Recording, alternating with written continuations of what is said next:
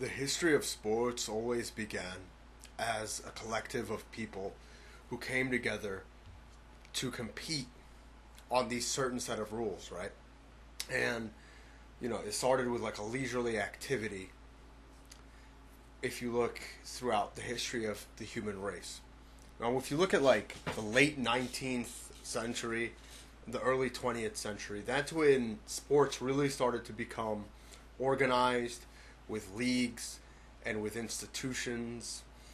And that's kind of sort of, if you look at esports now, what's been going on for the last decade or so.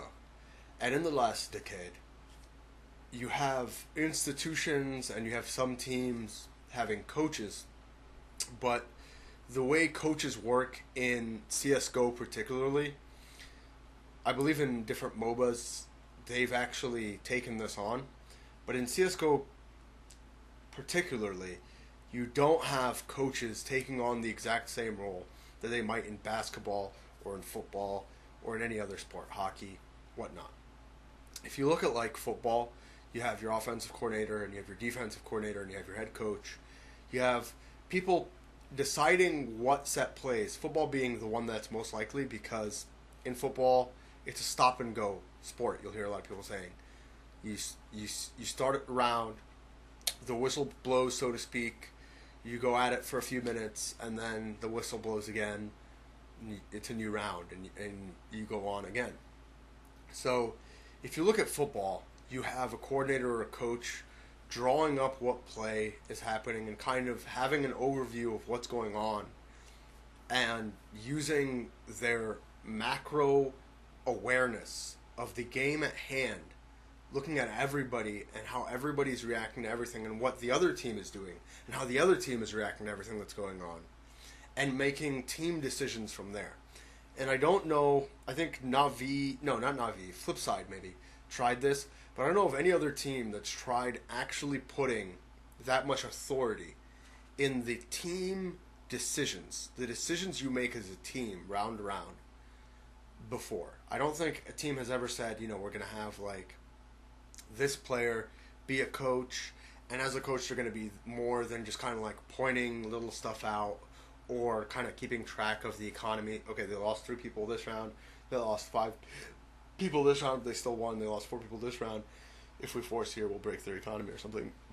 It really instead takes on the role, or I would really instead like it to take on the role of an actual coordinator or coach where your start caller is your coach. So a player like Sean Gares with Cloud9 or even Existence from Titan could step back and say, you know what, I will take a coaching role.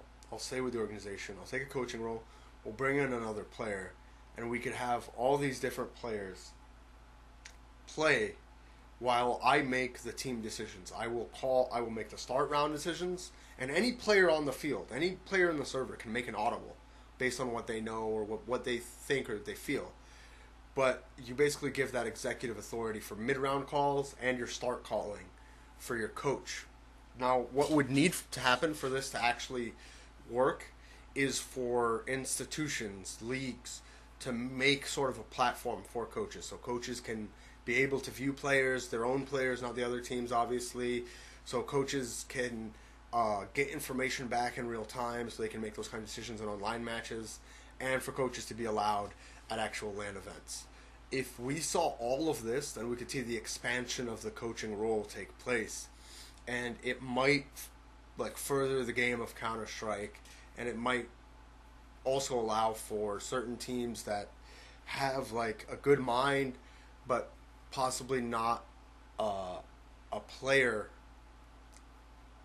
good mind and a player in one.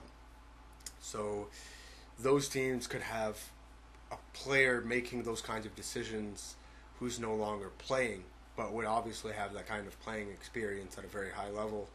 And by having that, he would have the respect of his peers to sort of make those calls and decide from round to round what the whole team would do.